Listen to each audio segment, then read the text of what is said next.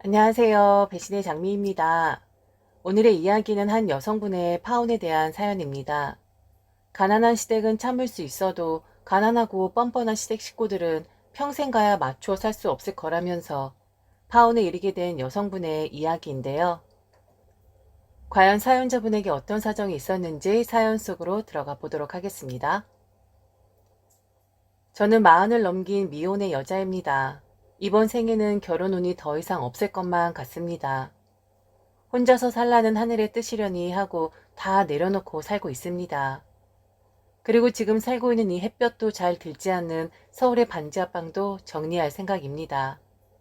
저 경상도 한적한 농촌에 계신 부모님께로 돌아가 여생을 그곳에서 보내려 준비하고 있어요.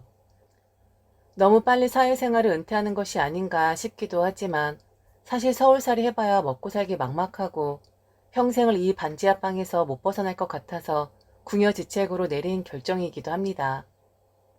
일자리도 없고 집값은 엄두도 안 나고 더 이상 생활비 대출 내어줄 은행도 없고 말이죠. 그래도 전 후회하거나 우울하거나 그러진 않습니다. 오히려 요즘 같은 비접촉 시대의 흐름을 따라가는 그런 젊은 세대라고 스스로 위로하고 있어요. 모쪼록 서울 탈출해서 제 인생에 좀 더 많은 햇볕이 드리워졌으면 좋겠습니다. 산에 들의 산나물, 집 뒤편에 닭장의 닭과 달걀. 요즘은 부모님이 거위도 키우고 계신다 하니 보양식인 거위 알은 실컷 먹을 수 있겠네요. 생각만 해도 마음이 편안해집니다. 원래 제가 이렇게 낙천적인 사람입니다. 배골치만 않으면 언제 어디서든 파이팅 넘치는 사람이죠. 그런데 그런 저에게도 한없이 우울한 시련의 시기가 있었습니다. 그건 제 생애 처음이자 마지막으로 찾아온 결혼을 앞둔 때였죠. 결혼식 하기 위해서 빚도 많이 내놨었는데 빠그라지는 바람에 손해가 이만저만이 아니었습니다. 그래도 결혼이라는 무덤 또는 끓는 기름물에 들어가기 직전에 빠져나온 것은 진짜로 신의 한 수였던 것 같습니다. 후회는 없어요. 저 스스로 기름 끓는 가마솥에 들어가 치킨 될 뻔했다가 가까스로 빠져나왔다는 생각이 들거든요. 열렬히 사랑했던 한 남자와 파혼에 대한 저의 이야기를 해볼까 합니다. 지금으로부터 6년 전에 제 나이 30대 중반대의 한 남자를 만났습니다. 저는 학원계에서 사무일을 보며 한창 박봉일 생활을 하고 있었어요. 독립해서 서울살이 한 지 십수년인데도 저축은커녕 오히려 부족한 생활비 메꾸느라 빚이 좀 있는 상태였죠. 통장 잔고를 보면 늘 한숨만이 나왔지만 그래도 희망을 잃지 않고 살았었습니다. 그러다가 같은 학원에서 근무하는 선배 상사가 제게 난데없이 외국에 나가볼 생각이 없냐고 하더라고요. 친척 중에 한 명이 베트남에 가서 현지 베트남인들을 대상으로 한국 유학 알선을 하는데 호황이라면서 돈도 많이 준다는 것입니다. 내가 미쓰리 안타까워서 하는 말인데 베트남 나가보지 않을래? 이번에 친척이 베트남에서 여행사랑 학원이랑 오픈했는데 일손이 딸린다고 하는데 미쓰리가 딱 떠오르더라고. 어려운 일 하나도 없고 현지 베트남들 중에 우리나라로 유학 오려는 학생들 관리해주는 일이야. 학교도 연결해주고 비자 발급 도와주고 그리고 간단한 한국어도 알려주면 되는 일이야. 요즘 거기 난리도 아니라더구만. 돈 쓸어 담는데. 미쓰리가 간다고 하면 내가 잘 말해서 업계 최고 대우해주라고 할게. 열심히 살곤 있었지만 잘 살지는 못하는 상황에서 많은 돈을 준다고 하니 흔들렸습니다. 외국에 나가본 적도 한 번 없었고 외국어도 거의 못하는데 낯선 외국에서 일을 잘할 수 있을까 고민이 많이 되었었죠. 그럼에도 지금보다 외국에 나가서 돈을 더 많이 벌 수 있다니 선택하지 않을 수가 없었어요. 저는 선배 상사에게 부탁해서 결국 베트남 학원에 취직을 하게 되었습니다. 저는 유학원이라고 해서 엄청 대단할 줄 알았는데 시설이 보습 학원보다 못한 지경이었습니다. 말이 유학원 또는 한국어 학원이지 우리나라로 치면 동네 학원 그 이상 그 이하도 아니었어요. 사기당한 거 아닌가 싶었는데 유학원 대표 되시는 분은 괜찮은 사람 같았습니다. 유학원이라고 해서 한국처럼 삐까번쩍하지 않아요. 여기도 중산층들이 교육열이 높아서 한국으로 교환학생 같은 거 보내고 싶어 해요. 우리는 그런 학생들이랑 한국 대학들이랑 연결해주고 간단한 말하기 정도만 가르쳐주면 되고요. 여기 사람들 한국 대학에 가면 다 돈덩어리들이에요. 요즘 한국 지방 대학도 어학당 들어가려면 연 1,000만 원 정도 들어가니까 우리가 거기서 수수료 조금만 떼 먹어도 돈 버는 거죠. 사무실은 후져도 이게 돈 되는 장사거든요. 저는 그 말을 철석같이 믿었고 누구보다도 열심히 일했습니다. 그러기를 1년이었는데 급여 수준이 오히려 한국보다 못했습니다. 베트남 학생을 많이 유치하지 못한 때문이었죠. 대표님이 열심히 영업은 하시는 것 같은데 모집 학생은 뜸했습니다. 그렇다 보니 자연히 월급도 줄어들게 되었던 것이었습니다. 제가 애들로 한국으로 돌아가야 할 것 같다고 말하니 대표님이 그러더군요. 우리 이 선생 오기 전까지는 장사 참 잘 되었는데 어떻게 이 선생 오고 나서 학생들이 또 끊기냔 말이야. 거참 미안하네. 그래서 말인데 우리 사업을 좀 더 확장해 보는 건 어떨까 싶어. 여기에 관광 오는 한국인들 대상으로 영업하는 여행사들 많은데 우리도 여행사 끼고 사업 한번 해보자고. 여행사의 한국 직원들이 워낙에 이곳 지역사회에 뿌리를 잘 내려놔서 베트남인들 상대로 영업하는 것에는 도 같은 사람들이거든. 난 한국에 가서 사무소 차려놓을 테니까 이 선생이 여행사 직원 통해서 사람들 받아놓으면 내가 한국사 모집해서 데리고 나올게. 대표님이 구상한 신규 사업이란 베트남 여성과 한국 남성 간의 결혼 주선이었습니다. 나름 교육업에 종사하고 있다고 생각했는데 결혼 주선업으로 직업이 바뀌는 순간이었습니다. 베트남에 들어가기 전에는 2년간만 바짝 돈 벌어서 우리나라로 돌아오고자 했었는데 국제 미아가 되기 일보 직전인 지경에 이르렀기에 제가 선택할 수 있는 것은 없었습니다. 그래서 대표님 말씀대로 저는 인근의 한국인들이 조그맣게 운영하고 있는 여행사들을 찾아다녔고 그 중에서 매우 영세해 보이는 1인 여행사와 제휴하기로 했어요. 규모 있고 체계적인 여행사도 많았는데 그런 곳들과는 제휴를 해도 제가 있는 어학원이 남겨먹는 게 거의 없었기에 영세하지만 그런대로 영업력이 있는 1인 여행사를 선택했던 것이었습니다. 저는 바로 그 1인 여행사를 했던 남자와 결혼할 뻔했던 것이었죠. 처음에 그를 보았을 때 굉장히 번드르르한 전형적인 한국인 남자였습니다. 말 잘하고 유쾌하고 깨끗하게 다니는 사람이었죠. 저는 그에게 영업을 잘할 수 있냐고 물었더니 자신감 있게 대답하더라고요. 베트남 여자들이 참 똑똑하면서도 순해요. 마음씨 고운 여자들도 많고요. 그런데 대부분 가난한 사람들이에요.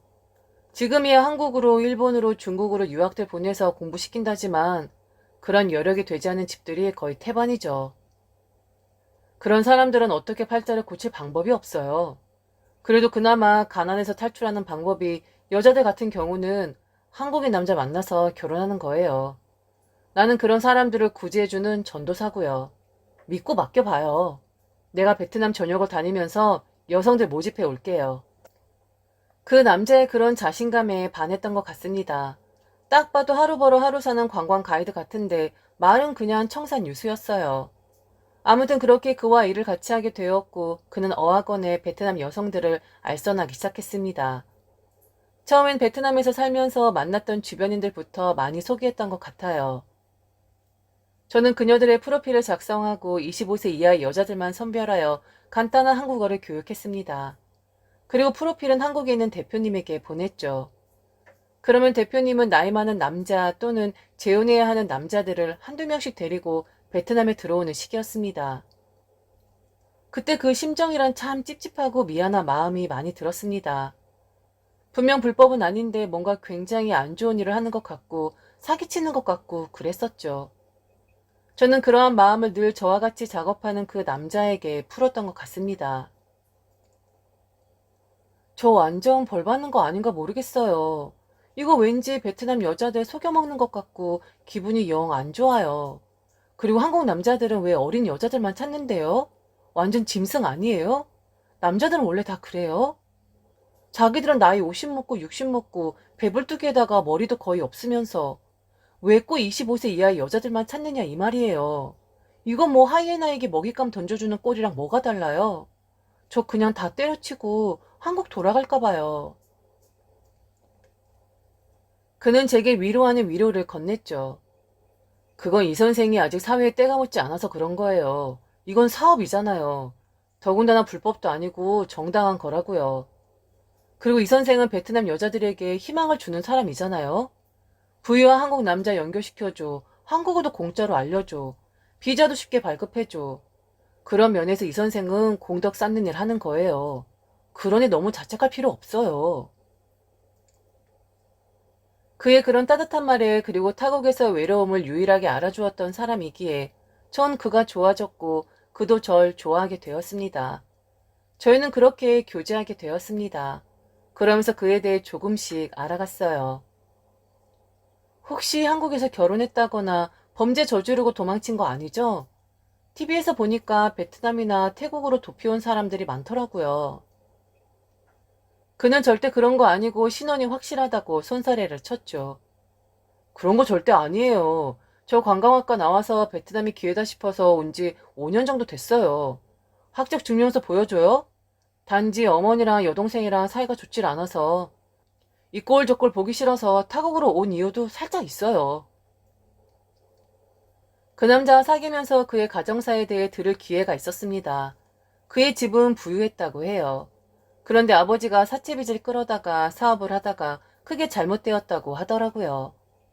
그럼에도 먹고는 살만 했었는데 그의 어머니라는 분이 화투에 손을 대시는 바람에 하나 남은 집까지 몽땅 날리고 가세가 완전히 기울었다고 하더라고요. 설상가상으로 여동생이 남자를 잘못 만나서 미혼모가 되었고 어머니의 빚 독촉과 아무것도 할 줄 모르는 여동생과 조카까지 부양하는 것이 너무 힘들어서 도망치듯 베트남으로 온 것이었죠. 집이라면 지긋지긋해.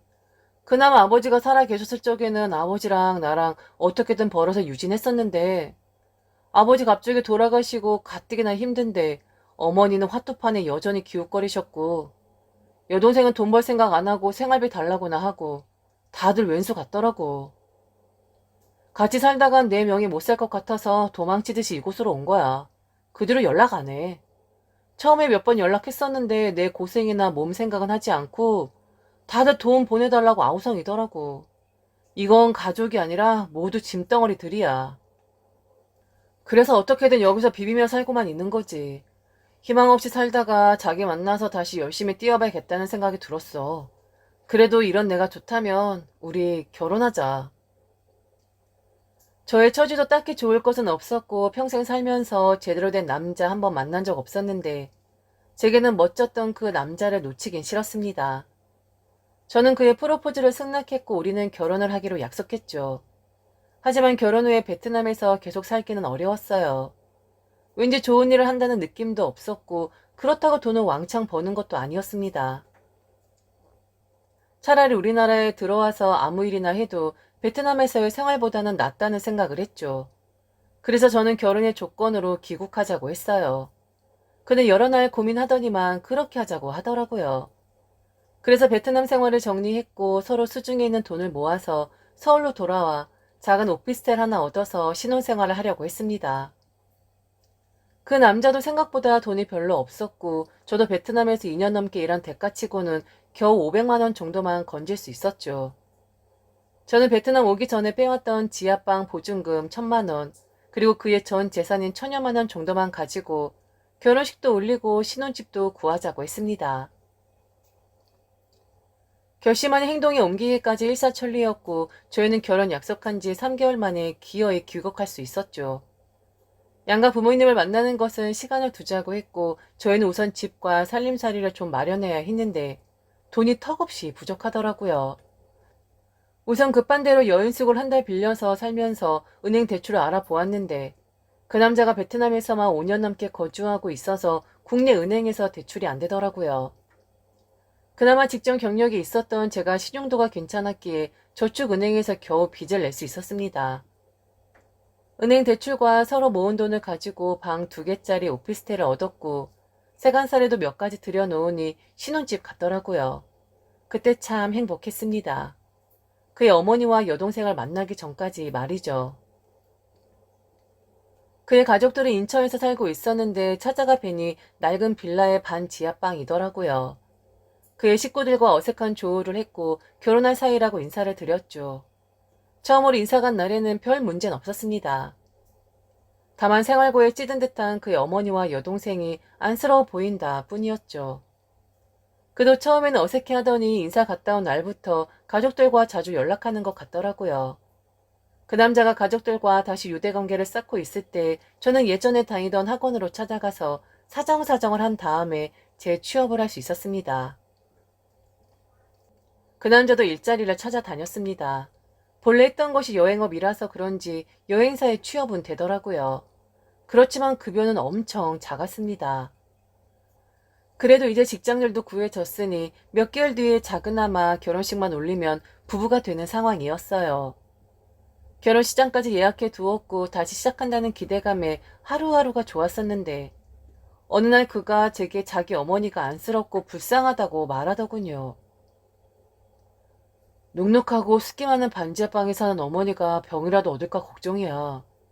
원래 그렇게 사셨던 분이 아닌데. 그래서 말인데 우리가 방이 2개잖아.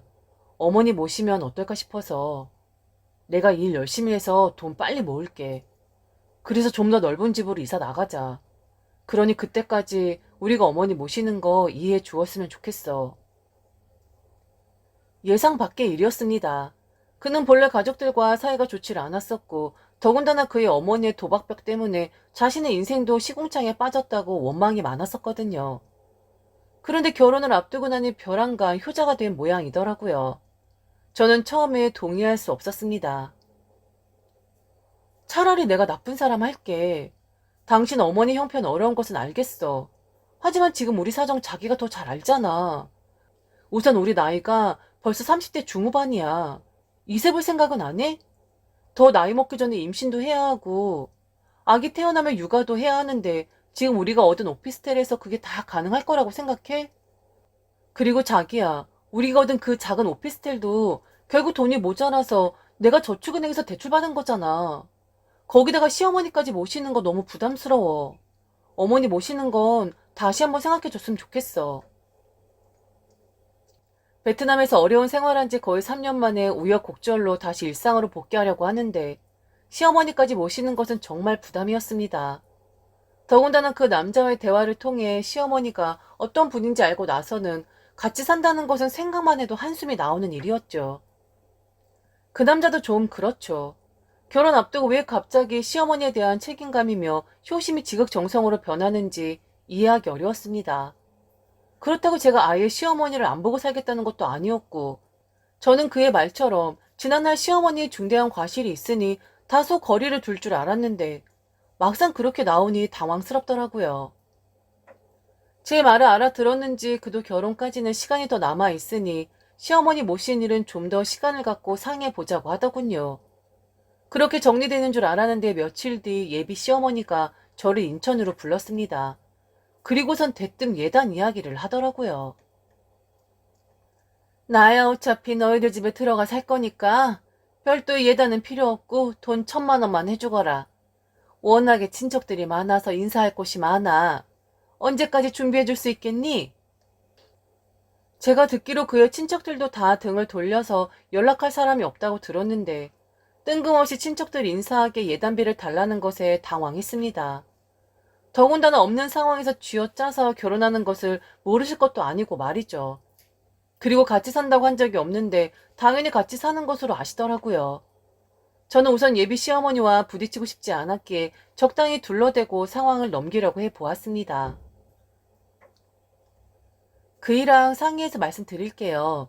그리고 어머니 죄송한 말씀이지만 저희가 신혼집으로 얻은 오피스텔이 너무 작아서 어머니 매시기가 쉽진 않아요. 그리고 그 이야기는 그이랑 아직 정리도 안 되었고요. 그이 통해서 그것도 다시 말씀드릴게요. 그렇게 말씀드렸으면 아실만도 하건만 모른 척하시며 같이 사는 것이 당연하다고 하시더군요. 집이 좁으면 좀 어떠냐? 같이 사는 게 중요하지. 내가 애들 키우느라고 쇠가 빠지게 고생했어. 이제 아들의 지원 아래서 좀 편해보련다. 이 집 봐라. 여기가 어디 사람 살 집이니? 나 예전에 이렇게 살지 않았었어. 돌아가신 너의 시아버지가 사업만 망하지 않았어도 이렇게 비참하지 않았을 텐데 말이야. 그리고 막말로 그랬다면 네가 여기 이 자리에서 나랑 마주할 수 있었겠니? 아무튼 난 좁아도 괜찮으니까 너무 신경 쓰지 말거라. 그리고 예단은 좀 빨리 마련해 주었으면 좋겠다. 인사할라 치면 시간이 빠듯해. 예비 시어머니의 말씀이 황당하기 그지없는데 말씀이 끝나자마자 이번에는 시누이가 이상한 소리를 하는 것이 아니겠어요? 나랑 내 아이는 안 데리고 가는 거죠. 이왕 얻을 집 좀 더 큰 집으로 얻으시지 방 2개짜리가 뭐예요? 그럼 저는 여기 보증금 빼서 원룸이라도 얻어서 나갈래요. 이 집 너무 싫어요. 냄새나고 축축하고 우리 아이에게 너무 안 좋아요. 그런데 이 집 보증금이 500만 원밖에 안 돼요. 언니가 저 원룸 보증금 좀 도와주세요. 한 3천만 원 정도면 되지 않을까요? 세상 물정을 모르는 것인지 아니면 저를 엄청난 부잣집 딸로 생각을 했던 것인지 감당하기 어려운 말을 하더라고요. 예비 시어머니도 그렇고 예비 시누이도 그렇고 정말 이상한 사람들이었습니다. 저는 예비 시어머니와 시누이에게 솔직하게 말했습니다. 저희 부모님 모두 시골에서 생활하시고요. 먹고 사는 데는 지장은 없으신데 현금이 있거나 그러진 않아요. 저와 그의 결혼은 전적으로 저희들의 힘만으로 하는 거라고요. 더군다나 그이가 생각보다 벌어놓은 돈이 많질 않아서 제가 대출 받아서 결혼 진행하는 거예요. 어머님의 예단비 1,000만 원도 그렇고 아가씨 보증금 3천만 원도 그렇고 지금 상황에선 절대 불가능해요. 그이와 상의해서 예단 부분은 어떻게 조금 생각해 볼게요. 그렇다고 돈을 드릴 순 없고요. 좀 더 실용적인 것으로 생각해 보겠습니다. 친척들 인사 가실 적에 자그마한 선물 같은 것으로요. 그리고 저는 어머님이랑 같이 살 자신 없어요. 그 점은 좀 분명히 하고 넘어갈 것 같아서 말씀드려요. 그리고 아가씨 원룸 보증금을 왜 제게 말씀하시는지 이해가 잘 안 되네요. 그건 불가능할 것 같아요. 시누이는 제 말을 듣자마자 잴 수 없다며 콧방귀를 끼고 자리를 박차고 나갔습니다. 순간적으로 저는 제 귀를 의심했죠. 그런 중에 시어머니는 민망한 이야기를 하시더라고요. 내 아들이 없는 거 모르고 결혼하는 거니? 솔직히 말해서 네 인물에 내 아들이 가당키나 하니?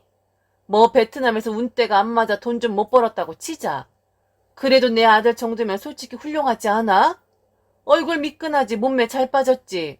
모르긴 몰라도 낮에 하는 일은 잘못해도 밤에 하는 일은 잘할 거다. 돌아가신 네 시아버지가 살아생전에 얼마나 많이 씨를 뿌리고 다녔는지 내가 일일이 다니면서 싹을 잘라냈기에 망정이지. 안 그랬으면 자식들이 10명은 넘었을 거야. 그것만 봐도 딱 답 나오는 거 아니니? 그냥 모른 척하고 넘어가 주니까 내가 반지하방 산다고 이렇게 무시라는 거야? 좋아, 그럼 한 가지만 물어보자. 그런 너희 친정에서 이번 결혼 때 뭐 해주시겠다는데 돈은 좀 보태주신다니? 그런 것도 아니잖아. 너는 내 아들에 비해서 인물도 별로고 돈 버는 것도 별로고 거기다가 친정까지 별로고 그런 것은 생각 안 해봤니? 이래저래 잔말 말고 예단비나 빨리 만들어서 가지고 와. 그리고 네 시내 원룸 보증금은 어디 도망가는 돈도 아니잖아. 어차피 나중에 다 돌려받을 건데 뭘 그렇게 빡빡하게 해. 제2금융권 안 되면 제3금융권에서 대출이라도 받아서 좀 해줘. 애가 공주처럼 커서 대출이고 이런 거 모르는 애다. 그런 건 네가 더 잘 알 테니까 신경 좀 써줘. 그 정도는 해야 며느리지. 예비시댁에서 저희 결혼에 지원을 해주시는 것도 아니고 친정 부모님이 뭘 해주시냐고 들먹이시는 것에 도대체 이거 뭔가라는 생각이 들었습니다. 그러면서 요구하는 것은 참 많으시고 이건 뭔가 잘못되어도 한참이나 잘못되었다고 생각했어요. 사랑으로 경제적인 어려움쯤은 극복할 수 있다고 희망을 가지고 결혼하려 했는데 가만히 보니 이건 결혼에서도 첩첩산중일 것 같더라고요. 그날 저는 아무 말도 못하고 나왔습니다. 그리고 그날 밤 그와 같이 이야기를 했죠. 예비 시어머니와 시누이 사이에 있었던 일을 가감없이 말했고 그에게 좀 더 분명하고 확실하게 시어머니와 시누이에게 말을 좀 해주라고 했어요. 그런데 그는 제게 화를 냈습니다. 그렇잖아도 그것 때문에 통화했어. 어머니 말로는 당신이 과민하게 반응했다고 하던데. 그리고 어머니는 못 모시겠다고 했다면서? 그거 더 생각해보기로 했던 거잖아. 당신 그렇게 이해심이 없는 사람이야? 내가 살면서 다 갚아주겠다잖아. 그럼 좀 이해하고 내 의견에 따라줄 순 없어? 꼭 그렇게 냉정하게 말해야 했냐고. 당신 베트남에 있을 때 결혼 주선해 주면서 그녀들에게 죄 짓는 것 같았다면서. 남들은 그렇게 이해해주면서 결혼 상대 식구들에게는 왜 그렇게 야박한 거야? 그런 반응일 줄은 몰랐는데 속상하더라고요. 어머니랑 여동생이 돈 이야기는 안 하셔? 예단비로 1,000만 원에 원룸 보증금으로 3천만 원 해달라는데 거기서부터 잘못된 거 아니야? 그걸 왜 나한테 요구하시는 거야? 당신한테 얘기했어? 가만 보니까 당신에게 돈 이야기는 하나도 안 한 것 같네. 당신 눈치 보면서 말도 못하고 그걸 왜 나에게 이야기하는지 난 잘 모르겠어. 그리고 어머니가 먼저 우리 친정 부모님이 무얼 해주시냐고 말씀하시더라. 그럼 시댁에서는 우리 결혼 때 1원 한 푼 주신대? 그러면서 나보고 인물이 떨어진다느니 직업이 별로라느니 그런 말씀 왜 하신대? 어쨌거나 결혼해서 우리들 행복해지려고 하는 거 아니야? 그런데 우리 행복 찾기 전에 주변 사람들 요구 때문에 계속 부담만 생기잖아. 이런 거 다 계산에 있었던 거야? 상황이 이런데도 내가 잘못한 거냐고. 결혼 앞두고 사람이 어떻게 이렇게 변해? 예비 시어머니와 시누이의 요구에 저는 많이 부담스러웠고 그런 부분은 고려해주지 않은 채로 시댁 식구 편만 들어주는 그에게 정남이가 떨어지더라고요. 그는 제 말 알아들었을 법도 한데 화를 내더군요. 그래서 어쩌라고. 이게 지금의 나의 상황인데 당신도 눈으로 봤잖아. 어렵게 사시는 거. 그나마 형편이 나은 우리가 좀 희생하면 안 되는 거야? 우리 아직 젊잖아. 살면서 충분히 다 해결할 수 있는 것들 아니야? 그리고 내 여동생은 자기랑은 달라. 걘 일해본 적도 없다고. 나쁘게 말하면 능력이 없는 거지만 어떻게 보면 공주 대접 받고 살아온 애라 당장 나가서 직장을 구하는 것도 돈을 구하는 것도 어려워. 사람마다 다 특성이 있잖아. 그런 다양성을 인정해줘야지. 걔가 오죽 반지하방이 싫었으면 자기에게 도움을 요청하겠어. 좀 이해 좀 해줘라. 시댁이라만 쌍심 지켜는 요즘 여자들처럼 그러지 말고. 제가 아무런 이유 없이 시댁이라고 해서 쌍심지를 켤 사람은 아니었는데 그는 저를 속 좁은 여자로 만들고 경멸하듯이 쳐다보았습니다. 그때 그 상실감은 그와의 결혼도 망설이게 만들었죠. 그렇게 싸우고 나서 말도 안 하고 있는데 며칠 뒤에 예비 시어머니로부터 전화가 왔습니다. 처음엔 받질 않았었는데 부재중 전화로 몇십 통의 전화가 오니 안 받으려야 안 받을 수가 없었죠. 왜 이리 전화가 안 되는 거니? 지금 내 전화 피하는 거야? 그렇게 예의가 없어? 잡다한 것은 되었고 그레토는 어떻게 됐어? 오늘 정도는 가타부터 말이 있어야 할 거 아니야? 이미 스케줄 다 짜놨는데 늦어서 손해보면 네가 책임질 거니? 무조건 오늘 중으로 예단비 1,000만 원 붙여라. 제가 예단비를 왜 그날 당장 붙여야 하며 예단비가 늦었다고 손해를 본다느니 책임을 지라느니 하는 예비 시어머니의 말뜻을 이해 못했었죠. 그런데 수학의 너머로 욕지기를 하는 대화 내용을 듣고 보니 예단비가 예비 시어머니의 화투 자금으로 쓰일 것이라는 느낌이 들더군요. 판돈도 없이 무슨 화투를 치겠대. 며느리한테 판돈 구해지면 그때 다시 와요. 우리 출발할 테니까. 저는 설마 예단비로 또 도박을 하시려는 것인지 단도직입적으로 물었습니다. 그랬더니 돌아오는 대답에 할 말이 있게 되더라고요. 이번에 큰 판이 있다고 해서 잠깐 쓰려는 거야. 100%돈 따서 나오는 판이라고. 다 작업해 놓은 것인데 네가 약속 안 지키는 바람에 파토나겠다. 우선 급한 대로 500만 원이라도 좀 보내봐. 내가 돈 좀 따서 섭섭지 않게 챙겨줄게. 화투 치는 것에 걸렸으면 미안해해야지 저를 회유하더군요. 저는 더 이상 머뭇거릴 수 없었습니다. 바로 결혼을 파토내야 했어요. 정신 못 차리셨네요. 어쨌거나 전 아드님과 한번 살아보려고 열심히 하고 있는데 저를 이용하려 하시다니요. 어머니나 따님이 너무 뻔뻔하다는 생각 안 하세요? 어제 저녁엔 그의 여동생이 전화해서 원룸 받은 게 있다고 주말에 계약금 마련해서 찍어놔야 한다 어쩐다 설레발을 치더니만 어머니는 화투자금 마련하신다고 예단비를 달라고 하셨던 거예요? 정말 답 없는 모녀네요. 저 이 결혼 안 해요. 저보다 훨씬 잘난 아드님을 더 좋은 곳에 결혼시키던지 그렇게 하세요. 예단비도 팍팍 내고 신우의 막무가내 요구에 목돈 척척 꺼낼 수 있는 사람으로요. 다신 제게 연락하지 말아주세요. 저야말로 정말 당신들 만나서 재수없네요. 그의 어머니와 통화를 끝낸 직후에 그에게 당장 만나야겠다고 말했습니다. 둘 다 퇴근하고 집에서 만나 결혼을 없었던 것으로 하자고 말했죠. 곰곰이 생각해 봤는데 결혼해봤자 당신 어머니랑 여동생 때문에 나만 손해볼 것 같아. 한 여잔 어제 퇴근 무렵에 전화해서 원룸 구해놓았다고 돈 준비하라고 하질 않나. 한 여잔 화투 자금에 쓰려고 예단비를 달라고 독촉하지 않나. 가난한 시댁은 참고 인내할 수 있어도 철면피간 뻔뻔한 시댁은 참고 갈 수가 없어. 파혼하고 각자 갈 길로 가자. 베트남에서 일들은 그냥 우리들 추억으로 간직하자고.